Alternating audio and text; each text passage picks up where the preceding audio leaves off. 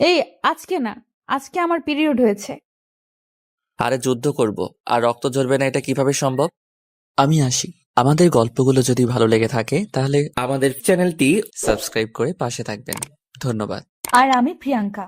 আমাদের গল্পগুলো যদি ভালো লেগে থাকে অবশ্যই আমাদের চ্যানেলকে সাবস্ক্রাইব করে পাশে থাকবেন। আর হ্যাঁ, ভিডিওটি সম্পূর্ণ শুনবেন। আপনি টিপছেন কেন? আমি টিপবো না তো কে টিপবে? না, আপনি টিপবেন না। তোমার ছোট ছোট ওইগুলো এত সুন্দর, ধরলেই টিপতে মন চায়। তখন তো বলেছিলেন বিয়েই করবেন না। আমি বিয়ে করতে চাইনি। না তুমি কাউকে জানাতে চাওনি। এখন আমাকে জড়িয়ে ধরো, আমার শীতে ধরেছে। আমি জড়িয়ে ধরতে যাব কেন? আপনার হাত নেই? আমি জড়িয়ে ধরলে কিন্তু অনেক কিছু করব। কি করবেন শুনি? বললে কি আর মজা থাকে? করে দেখাই, তখন বুঝবে। এই আজকে না, আজকে আমার পিরিয়ড হয়েছে। আরে যুদ্ধ করব আর রক্ত ঝরবে না, এটা কিভাবে সম্ভব? হুম আপনি মুভির ডায়লগ দিবেন না। আমার এখন রাগ উঠছে। কেন? তুমি কি চাও আজকে সারা রাত বসে থাকি? কিন্তু আমার তো ভয় করছে। কোনো ভয় নেই, আমি আছি। আসতেই হবে। জানি। ধরলে তো আর ছাড়তে চান না। এখন আবার বড় বড় কথা বলতে আসছেন। ওই দিন আমি কত মানা করেছি, তবুও ইচ্ছা মতো ইয়ে করেছেন। কোন দিন? জানেন না? মনে করুন ওই দিন রাতে কি কি করেছিলেন। সাব্বির বাস থেকে নামতেই গা কেমন যেন শিউরে উঠল।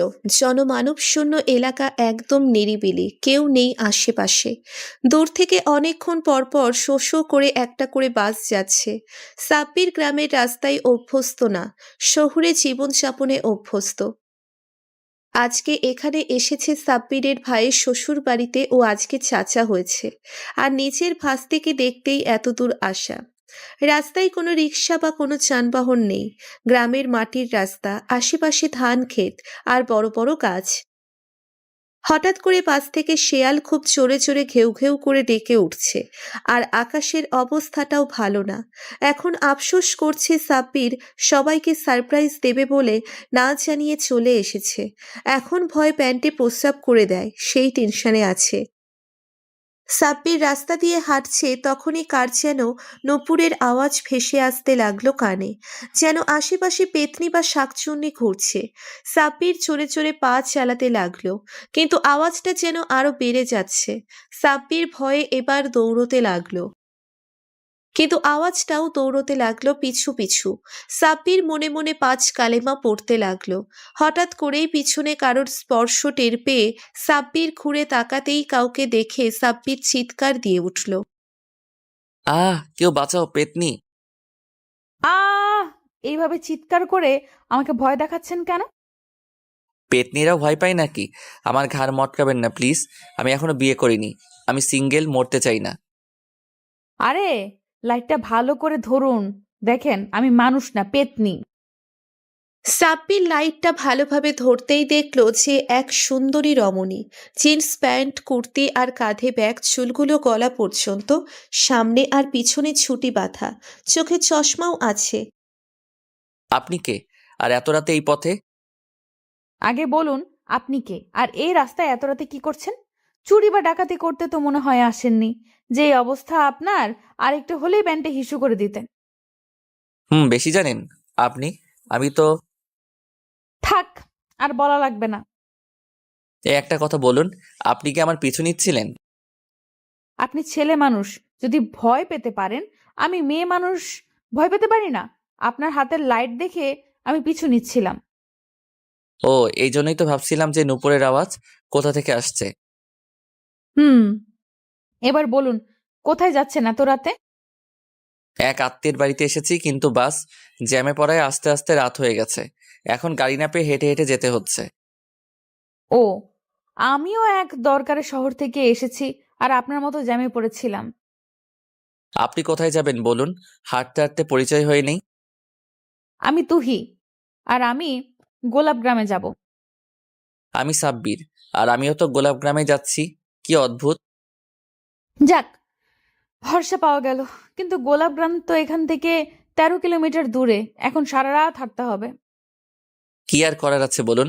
আকাশের যে অবস্থা, দোয়া করেন যাতে বৃষ্টি না হয়। চলুন। এবার পথ যত ফুরানো যায় ততই ভালো। তুহি আর সাব্বির গ্রামের এলোপাথারি রাস্তায় হেঁটে চলেছে। 1 ঘন্টা হয়ে গেছে হাঁটছে, কিন্তু রাস্তা যেন ফুরোচ্ছে না। আর ওরা ফরেস্ট রেঞ্জের কাছাকাছি আর গুড়ি গুড়ি বৃষ্টি হচ্ছে। তুহি, এভাবে হাঁটলে ভিজে যাব। একটা গাছের নিচে দাঁড়াই, চলুন। হ্যাঁ, আপনি তো আছেনই, তাই ভয় নেই। এই গাছটা বড় আছে, এখানেই দাঁড়াই, চলুন। তুহি আর সাব্বির গাছের নিচে দাঁড়িয়ে আছে। তীব্র ঠান্ডা বাতাসে গাছগুলো এইদিক আর ওইদিক দুলছে। তুহি শীতে কাঁপছে। তুহি, বেশি শীত লাগলে আমার ব্যাগে চাদর আছে, গায়ে জড়িয়ে নিন। ধন্যবাদ। আপনি না থাকলে যে কি করতাম। সাব্বির হঠাৎ লক্ষ্য করলো দূর থেকে একটা বাড়ি দেখা যাচ্ছে। তুহিকে সাথে নিয়ে বাড়িটার কাছে গেল। ভেতরে ডাক দিলেও কাউকে পাওয়া গেল না। কুঁড়ে ঘর, দরজাটা দড়ি দিয়ে বাঁধা। সাব্বির দরজাটা খুলে ভেতরে গিয়ে দেখলো একটা চৌকি, বিছানা আর কিছু কাঠ রাখা। বাড়ির মালিক বোধহয় নেই। সেটাই তো মনে হচ্ছে। হুম, এখন রাতটা এখানেই কাটাতে হবে মনে হচ্ছে। আপনি ঘুমিয়ে পড়ুন, আমি আছি। আপনিও তো ক্লান্ত। আমি এই যে মাদুর আছে, এখানে বসে থাকলেই হবে। চৌকিতেই শুতে পারেন, দূরত্ব মেনটেন করলেই হবে। মাটি এমনিতেই ঠান্ডা। আচ্ছা, ধন্যবাদ। সাব্বির মাঝখানে ব্যাগ রেখে গায়ে চাদর জড়িয়ে শুয়ে পড়ল। তুহি মাঝরাতে কাঁদতে লাগলো। তুহি, কোনো সমস্যা? আমার প্রচন্ড জল তেষ্টা পেয়েছে। আপনার কাছে পানি আছে? আমার পানির বোতল বাসেই খালি হয়ে গিয়েছে, আর বাইরেও বৃষ্টি। থাক তাহলে। দাঁড়ান, আমি দেখছি ঘরে কোনো পানি আছে কিনা। সাব্বির ছোট ঘরটাতে অনেক খোঁজাখুঁজি করে একটা কাচের বোতলে পানি পেল। সাব্বির 2 ঢোক খেলো আর তুহিকে দিল। তুহিও খেলো অনেকখানি কোক গ্রাসে, কিন্তু পেটে পড়তেই তুহি মুখ থেকে ফেলে দিল। পানিটা কেমন যেন খুব ঝাঁঝালো। আমার সারা শরীর গরম হয়ে গেছে আর মাথাটা কেমন যেন লাগছে। এইটা তো মনে হয় মদ। আমরা মদ খেয়ে ফেললাম। ছি ছি, এটা মদ। তুহি, আমার কেমন যেন লাগছে। আমারও কেমন যেন লাগছে। তুহি আর সাব্বির মাতামাতি শুরু করলো, একজন আর একজনের গায়ের উপর পড়ে। তুহি, তোমার শরীরে এত গরম কেন? তুমি আমাকে জড়িয়ে ধরছো কেন? তুমি কি পচালো? না, আমি পচা না। তাহলে আমাকে জড়িয়ে ধরছো কেন? ভালো লাগছে তাই। ভালো লাগলেই ধরতেই হবে? এই এই কি করছো? সকালে সাব্বিরের ঘুম ভাঙতেই নিজেকে কুটিরে একা আবিষ্কার করলো। ওর সারা গায়ে কোনো কাপড় নেই, আর আশেপাশে অবস্থা দেখে মনে হচ্ছে রাতে কোনো যুদ্ধ হয়েছে। সাব্বির ভাবতে লাগলো কি হয়েছে রাতে, আর ওর সাথে যে মেয়েটা ছিল সে কোথায় গেল। এত কিছু ভেবে চিনতে যখন বিছানার চাদরটা দেখলো, তখনই চাদরে রক্ত দেখতে পেল। এর মানে সাব্বিরের সাথে মেয়েটা ছিল, আর রাতে সাব্বির মেয়েটার সাথে ঐসব করে ফেলেছে। মেয়েটা এই জন্যই বোধহয় চলে গেছে না বলে। সাব্বির সব গুছিয়ে নিয়ে গোলাপ গ্রামের উদ্দেশ্যে রওনা হলো। ভাবিদের বাসায় ঢুকতেই উঠোনে ওর ভাইয়াকে পেল। কিরে তুই এত সকাল সকাল কিভাবে কখন মানে বুঝতেছি না। অনেক বড় কাহিনী ভাইয়া। অনেক ক্লান্ত আমি। গোসলখানা কোন দিকে? এই যে এইদিকে, তুই ফ্রেশ হ, নাস্তার সময় হয়ে গেছে। সাব্বির ফ্রেশ হয়ে এসে তোয়ালে দিয়ে শরীর মুছতে মুছতে যেই বাড়ির পিছন দিকটায় গেল, দেখলো একটা মেয়ে দোতলায় হেলান দিয়ে বাইরে তাকিয়ে আছে। দেখে মনে হচ্ছে মন খারাপ।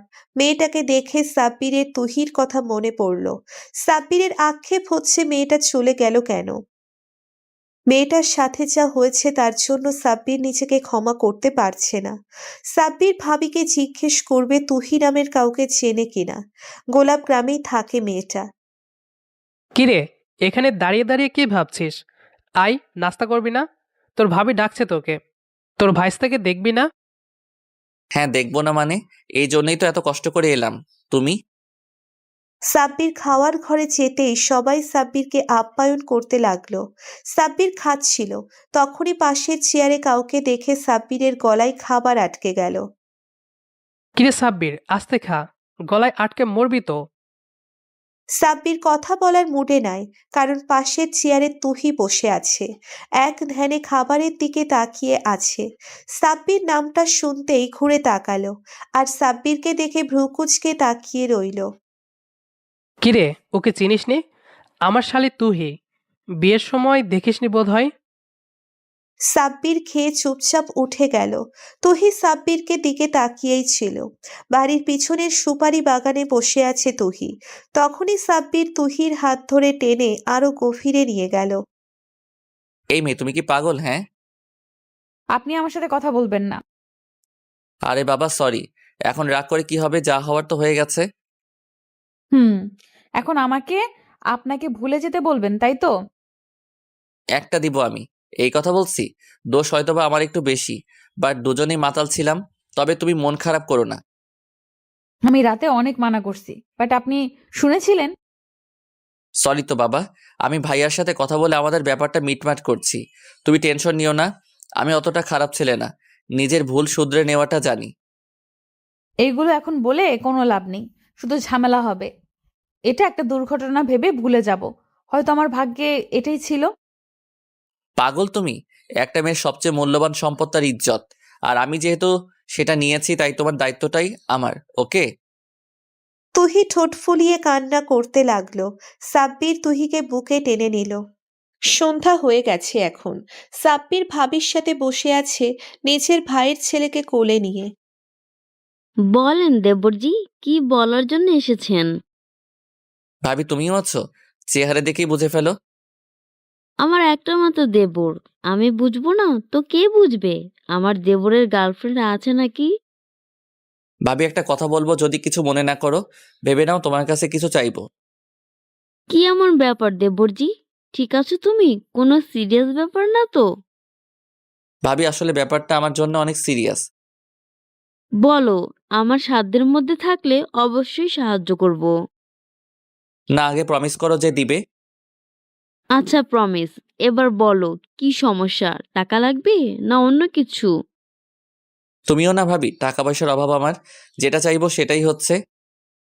সাব্বির কথাটা বলতে যাবে ঠিক তখনই তুহি রুমে আসলো। সাব্বির তুহিকে দেখে কাশি উঠে গেল। এই তুহি, ওকে পানি দে। কি অবস্থা, ঠান্ডা লেগেছে নাকি? এই ঠান্ডা কিভাবে লেগেছে তা আমি ভালো করেই জানি। তুই এইভাবে কথা বলছিস কেন? আমার দেবরকে কি পছন্দ হয় না তোর? হুঁ, যেই তোমার দেবর আমার জানা আছে। এই কথা বলে তুহি রুম থেকে বেরিয়ে গেল। তুহির আবার কি হলো? আমি দেখছি ভাবি ওনার কি হলো। এই নাও, আমার বাপজানকে রাখো। এই কথা বলে সাব্বির বাইরে বের হলো। বাইরে তুহি দাঁড়িয়ে আছে। সাব্বির তুহিকে টানতে টানতে বাগানে নিয়ে গেল। কি হলো, বাগানে নিয়ে যাচ্ছেন কেন? ভাবির সামনে এসে এইভাবে ডিস্টার্ব করলা কেন? একটা কথা বলার জন্য এত কাঁপাকাঁপি করছিলেন, এজন্যে। আরে তুমি কি বিয়েটা ছেলে খেলা মনে করো? ভাবিকে কি গিয়ে সরাসরি বলে দিব তুমি আর আমি জঙ্গলে কি কি করেছি? সাহস থাকলে বলেন, মানা করছে কে? সাহস দেখতে চাও, তাই না? এই কথা বলেই সাব্বির তুহিকে জড়িয়ে ধরে ঘাড়ে কামড় দিল। ছাড়েন, কেউ দেখে ফেললে সমস্যা হবে। যা হওয়ার হবে। তুমি ভয় পাচ্ছ নাকি? আমার কোনো ভয় নেই, ভয় আপনার। আমার হারানোর কিছু নাই। আপনাকে কেউ দেখে ফেললে মান সম্মান সব যাবে। সাব্বির তুহিকে ছেড়ে দিয়ে চলে এলো রুমে। সকালে ঘুম থেকে উঠেই ভাবির কাছে গেল। কিরে, এত সকাল সকাল? ভাবির সাথে কথা আছে, তুমিও থাকো। কালকে রাতে না বললেই তো চলে গেলে। কি কথা? ভাবি, আমার তোমার বোন তুহিকে অনেক পছন্দ হয়েছে। এখন তুমি কি করবে আমি জানি না। আমার তুহিকে চাই, না হলে এই জীবন গোলাপ গ্রামের নদীতে বিসর্জন দিব। কথাটি বলেই সাব্বির চোখ বন্ধ করে ফেলল। চোখ খুলে দেখলো ভাইয়া ভাবি হাসছে। এটা বলতে এত আমতা আমতা করছিলে? তোর পছন্দ আছে, আমার শালিটাকেই পছন্দ হলো অবশেষে। তোমরা রাগ করনি? রাগ করার কি আছে? তোমার আম্মু তো অনেক আগে থেকেই তুহিকে তোমার জন্য দেখে রেখেছে। আম্মু তুহির কথাই বলেছিল। হুম, কিন্তু তুই কি বলিস আবার? তাই আর বলিনি। আমি আম্মুকে ফোন দিয়ে জানাচ্ছি। ওয়েট, আম্মু জানলে আজকেই বিয়ে পড়িয়ে দিবে। সবাই জানাজানি হলে তুহির সাথে সাব্বিরের গ্রামীণভাবে বিয়ে দেওয়া হয়। এখন বাসর রাতে এখন মনে পড়ছে। মনে পড়ছে। এবার একটু আদর করতে দাও প্লিজ। এখন তো লাইসেন্সও আছে। আদর করাটাই বোঝো? কেন, তুমি কি চাও না আমি তোমাকে আদর করি? আমি চাইলেই আর না চাইলেই কি কারোর কিছু আসে যায়? তাহলে এবার একটু আদর করতে দাও। এই তোমার ঠোঁটে তো নরম, আগে জানতাম না তো। আরো অনেক কিছুই নরম, খুঁজে দেখো পেয়ে যাবা। প্রতিদিন ভালোবাসার নতুন নতুন গল্প পেতে চ্যানেলটি সাবস্ক্রাইব করে পাশে থাকা বেল বাটনে ক্লিক করুন।